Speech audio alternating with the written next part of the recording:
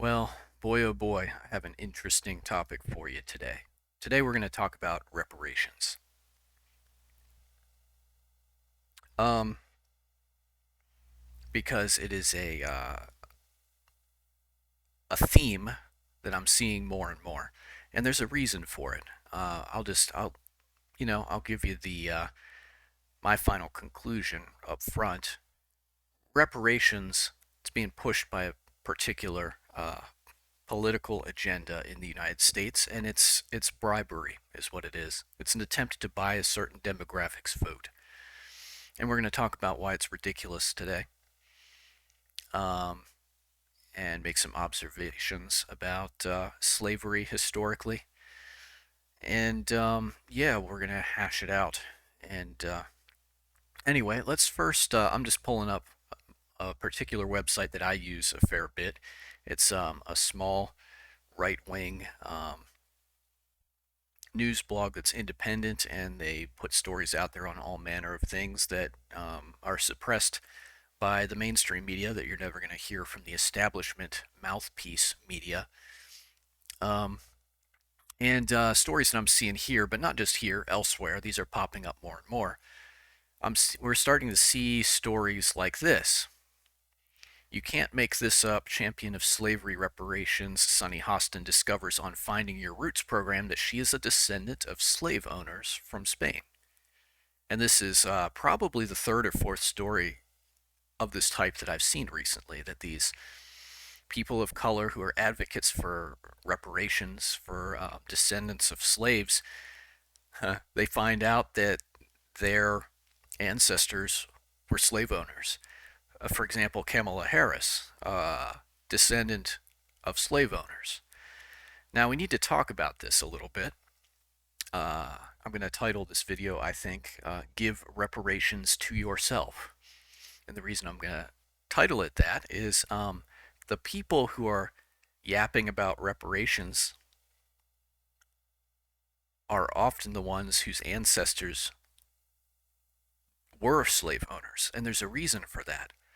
Because here in the U.S., the flavor of slavery was called chattel slavery, where you owned someone.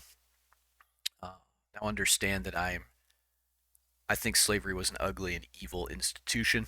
I'm not in favor of it in any way, shape, or form. Um, well, put a pin in that. We'll come back to that because one of my ancestors was actually an indentured servant. Uh, Not quite the same thing, but we'll talk about that a little bit more. But under that system of chattel slavery, where someone was owned just like you'd own a piece of furniture, someone's life could be disposed of however the owners wanted. And so often there was an intermingling of the bloodlines as the slave owners um, sexually abused their slaves in some cases and had kids with them, illegitimate children with them. And so, um, to kind of illustrate this, I'm going to just talk a little bit about my people, my ancestry. So I'm a bit of a mutt. I'm a very white dude. Um, I do have branches of my family that have been here in the United States for hundreds of years. One of my ancestors, one of my British ancestors, um, was an indentured servant who came to the colonies, and actually his signature is on some of the early um, documents of it's either Connecticut or Rhode Island. I forget which one, but that was kind of the area where he was. But I am a descendant of British, French, and German immigrants. And so that side of the family, the British side of the family, they did the whole Oregon Trail thing, except they didn't settle in Oregon. They settled out in Washington State in the Spokane area. So they were pioneers. They really weren't even on this side of things, to my knowledge. And then the German side of my family, two of my grandparents came from those German roots. They were from the Pennsylvania area, uh, not a slave state to my knowledge. And then the French, my mother's granddad, their family were French-speaking Canadians who came to the U.S. from Quebec, and so they are the newest branch of my family in America. And they settled in the Boston, Massachusetts area, and this was long after the Civil War had been fought, so they never owned slaves. To my knowledge, my people have never owned slaves. Um, Now, I have not scrutinized the lives of all my ancestors, so is it possible that in there, in some branch of my family, some slave owner has slipped in there? Yeah, sure. I'm sure that not all of my ancestors were, perfect saints who always treated others in a kind and upright and righteous manner. I mean, it's just, we all have some dark secrets in our past. Human nature, humanity is broken. All of us have that fallen human sin nature, and all of our ancestors did too. And my ancestors, while I'm proud of my family history, I have some exceptional people that I came from. They don't define me. I still have my own free will, and I get to make my own choices. And the Bible is very clear. There's a principle there that you don't punish the children for the sins of the father. And so, on that side of things, reparations are they are evil and inappropriate. You don't punish the children for the sins of the father. So even if all of my ancestors were slaveholders, um, there still is no justification for me to be paying reparations to descendants of slaves. But as we talked about, those who are descendants of slaves are more likely to have slave owners in their ancestry. It's just the way it works. And I think especially these Latinos, because slavery was a huge thing with the conquistadors and the Spanish conquerors of the New World. They came here and they conquered. The In North America, at least, the groups settling North America were, like the French were very diplomatic with the Indians. They lived among the Indians. They learned their ways. They traded with them. Um, the more British and other groups, a little bit more of a mixed history there. But you had a lot of little factions who moved here, and there, and they all had different approaches to the Indians. You had many groups who wanted to live peaceably with the Indians, trade with them, preach the gospel to them. And you had other groups who had a mindset that they were subhuman and they should be wiped out. And there was, as always, from the very beginning of this nation, there's always been conflicts in how to deal with Native Americans, with how to deal with slavery. And it's a complicated thing that it's really a human issue that goes back thousands of years. How do you deal with people groups who aren't your own people group? Let's just go through some of these headlines though, because there's some other interesting things in there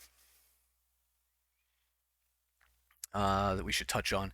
So there are all these New York and California are kind of leading the way right now in these reparations movements, and the amounts that they're looking to give to blacks who were descendants of slaves is ridiculous. I mean, the amounts we're talking about would bankrupt these states. And so I do want you to understand something. You might be thinking, well, I don't live in New York. I don't live in California. This stuff doesn't affect me. Understand those states are getting federal funds. So it does affect you. If you're paying taxes, it affects you. Reparations will be taken out of your pocket and given to someone else. Anytime the government spends money, that's your money if you pay taxes. So reparations, that'll be your money. The war in Ukraine, billions being stolen from the people and siphoned off and money laundered, and we know that most of that money's not even making it there. And even when we send supplies or weapons, most of that stuff's not making it there either. It's ending up on the black market later on and then being used in terror attacks against the West. Um, we're being robbed on a mass scale. These robber barons that are in Washington, D.C., in Congress, they're plundering the people.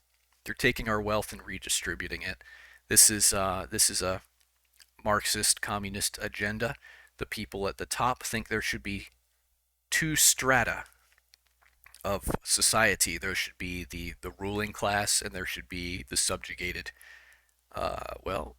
You could call it a slave class. The rest of us, whose wealth is being stripped away and taken. Understand, 100 years ago there was no personal income tax, and now the wealth that you make, your paycheck, that's getting taxed not just once, but probably six, seven, 8 times.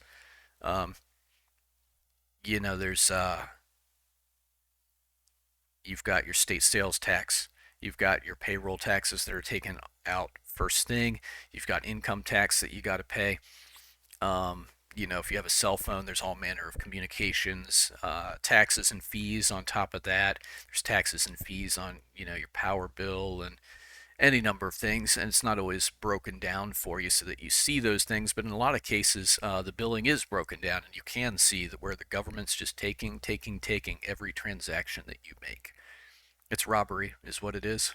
It's theft. Um, when Congress votes to give themselves a raise, who's paying for that raise? You are, the taxpayer, if you're paying taxes. Um, and Congress is never not going to vote to give themselves a raise. It's not their money.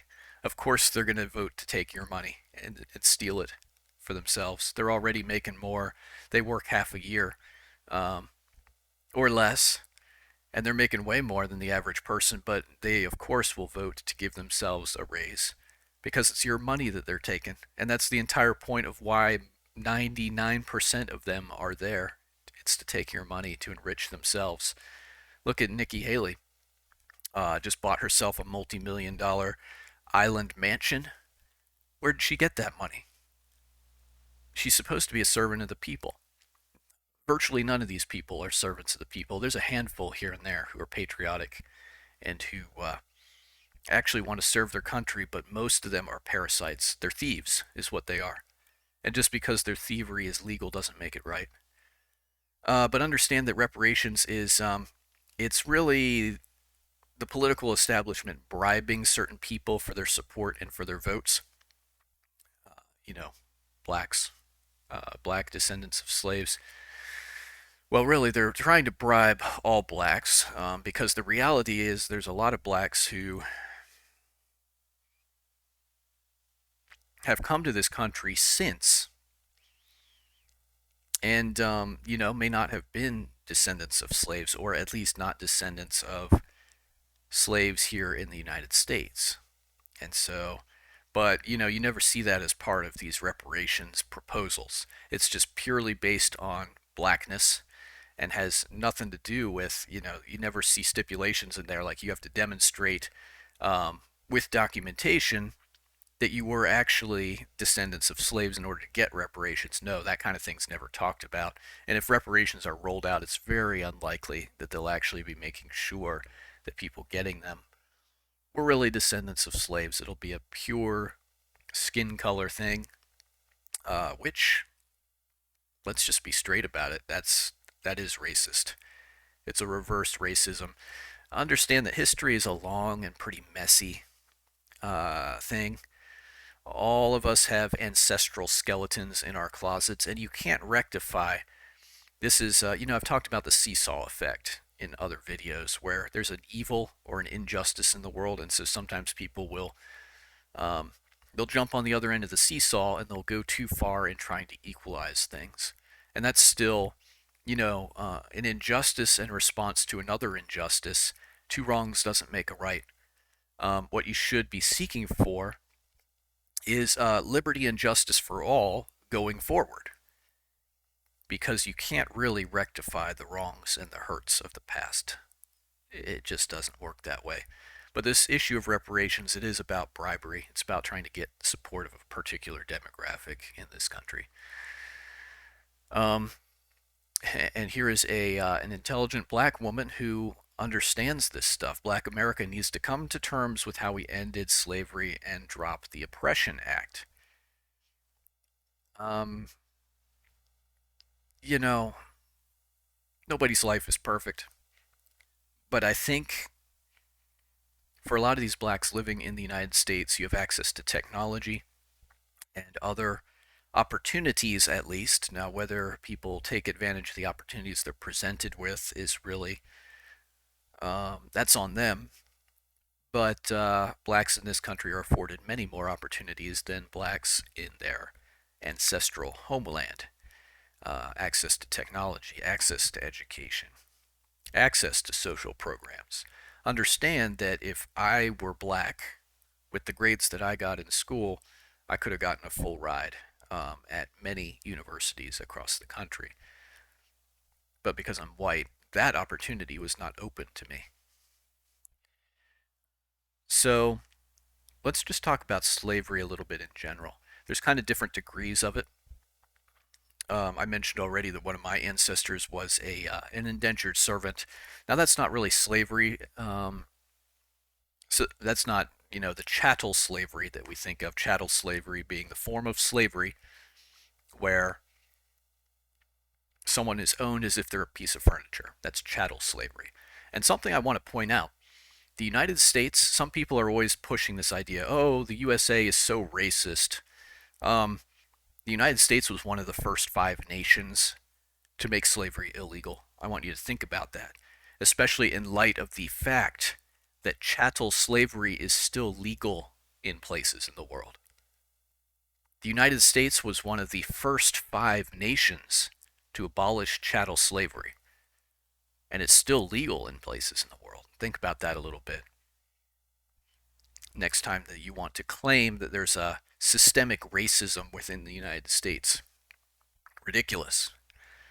We've had, well, a black vice president now, uh, admittedly illegitimate, fixed election.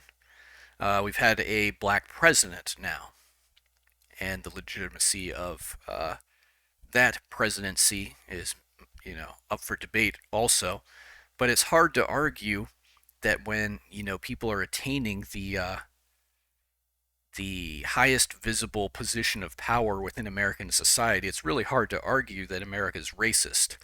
Look at these leaders of these leftist Democrat cities. They're often black women or other people of color. And looking at how some of these places are run, it's sure not meritocracy that is being used as the criterion for putting these people into positions of power. There's something else going on there. Um, that's all I'm going to say about that. But there are different degrees of servitude. So indentured servitude, it's my understanding, was generally voluntary. I don't know if a family could sell their kids into indentured servanthood. Probably they could. I'd have to dig into that in a little more detail. But usually it was voluntary and it was more of a labor contract for a certain term.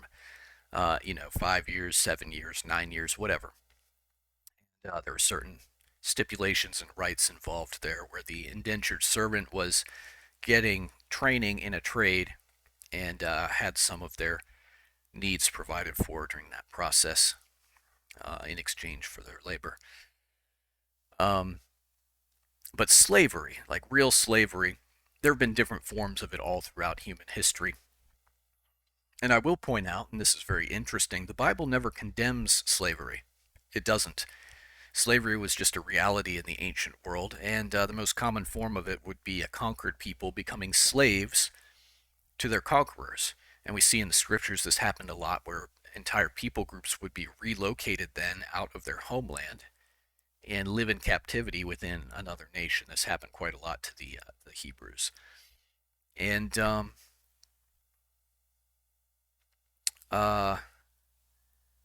the Bible never condemns that. There was a system, however, in the Bible, a Jubilee system where slavery was not permanent under the Jewish system of things, which I don't know.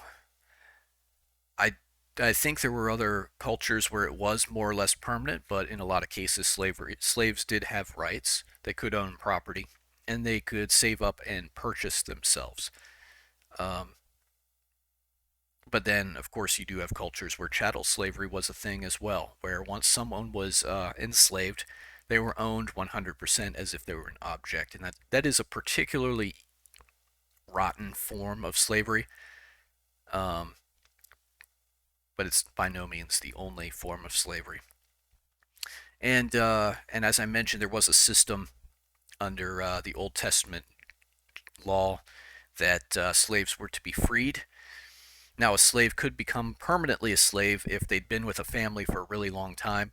And for example, the Bible specifically uses this example. If an older slave had been with a family for a long time and they were, they loved the family, they loved the kids, they'd maybe raised the kids, and they didn't want to leave that household, they could voluntarily choose to become a permanent slave. And there was a process there where their ear was pierced and things like that. And then they could be made permanently a slave. But slaves didn't lose basic human rights under some of these systems. The Old Testament system of slavery was actually, you know, um, pretty equitable. It was something where slaves knew that they weren't going to be a slave forever. They did have some rights and so forth compared to other forms of it. The American slavery, um, and understand slavery in the ancient world, it wasn't based on skin color or race in all cases. Um, Slavery existed in Africa long before you had, the transatlantic slave trade. And then in the Islamic world, slavery was really common. So actually, I think it was America's first war, as the United States of America was called the Tripolitan Wars. That comes from the Tripoli, and that is the Marine Corps hymn for the halls from the halls of Montezuma to the shores of Tripoli. What was going on there during the Tripolitan Wars, or the wars with the Barbary pirates? Well, there were these Barbary states in North Africa. They were Islamic, and they felt that their religion gave them the right to enslave Jews and Christians. And so what they were doing was they were stopping American ships and they were enslaving American sailors, American citizens. And so we reached out to them and told them this wasn't acceptable and asked what their justification was. And they said, well, um, our religious system gives us the right to do this and we're going to keep doing it, whether you like it or not. And so we fought a war against them and we won. But this was a very common thing where these various Islamic powers would raid Europe or even raid the coastal United States and carry people off into slavery in Africa and the Middle East and elsewhere. Um, there's actually, if you watch the old movie 5 Weeks in a Balloon, there's a part where, they're sailing in this airship across the world, and there's a part where they're going through somewhere in Africa, I believe, and they find a white Virginia school teacher who was kidnapped during a raid and sold into slavery. There's a reference to that in. Now, that's obviously 5 Weeks in a Balloon. It's fictional, but it's a reference to things that actually happened. And then there are documented cases of this happening in Europe as well, where raiders would, especially in coastal areas, go in, capture whites, and sell them into slavery. So slavery, chattel slavery, it's not just a white on black thing where, bad whitey is the oppressor. No, there's plenty of blacks enslaving blacks, and who do you think it was that was selling other blacks to whites for the transatlantic slave trade? Well, it would be blacks. Um, many of these groups, their slavery started in Africa. It was black on black slavery, and then they were, just sold to slave owners who were of a different skin color. Now, chattel slavery in the U.S., yeah, it was a pretty ugly system. Now, by and large, though, it is exaggerated quite a lot, and the reason for that is slaves were expensive. It was a pretty small minority of people that owned slaves in the United States in the days when slavery was legal, and a slave was expensive. Slave was an investment. So it's the super wealthy elites, let's call it for what it is, Southern Democrats, Democrat Party, Um, Party of slavery, segregation, Jim Crow, abortion. This is a party that historically hasn't really stood for a lot of good things. Um, I'm just going to throw that out there because, it's the Democrats crying about reparations and all this nonsense, but the roots of that party were actually, the ones who were up to their necks in that particular institution of slavery. But understand that because slaves were expensive and they were an investment, and you did have to provide for them, clothe them, shelter them, and feed them, by and large, most of them were not mistreated. Um, you know, because it wasn't like people were just going out and massacring their slaves right and left. If they were doing that, they were idiots, and they were, destroying their own wealth in a pretty valuable investment. Now, certainly there were many examples of abuse, whether we're talking physical abuse, sexual abuse, um, and what have you. But, understand it wasn't like all whites in the U.S. that owned slaves. It was actually a minority. And then there were blacks in the U.S. who owned slaves as well. Um, so there's kind of a lot of stuff that gets blown out of proportion or overemphasized as if, the rare example proves the whole. And there's kind of a lot more in context to this that needs to be considered. Another thing that needs to be considered is what this young lady, as I assume, referring to. I haven't read this particular article, how we ended slavery. America's bloodiest war was the American Civil War. And that's because it was brother against brother. It was North against South. It was Americans against Americans. And so the people who were dying were Americans on both sides. America's most deadly civil war. I think to this day, and that's pretty crazy to think about considering that we fought World War II and we fought, Vietnam and some of these other conflicts. Um, my point there is that the national sin of slavery, and I do believe it was a great evil and something that needed to end, but the national sin of slavery was ended with a tide of spilled blood, and it was white blood by and large. Now, blacks fought on both sides of the Civil War, but by and large, it was whites who were dying in that conflict. So, I would say reparations have already been paid. That's my view on it, at any rate.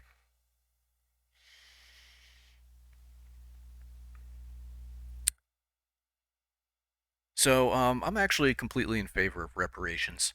I think if you can demonstrate that you have been enslaved and were a slave yourself in the United States, that yeah, you should be entitled to some reparations. Um, or let's well, let's just leave it there. Um, but I think this is a pretty ridiculous. It's a form of theft, is what it is. It's a form of taking from people who were never involved in slavery in the first place and giving it to people who may not have ever been victims of slavery in the first place. It's ridiculous, but it's all about distributing wealth. It's all about currying favor with with certain people, bribing them essentially. And it's kind of a shameful thing.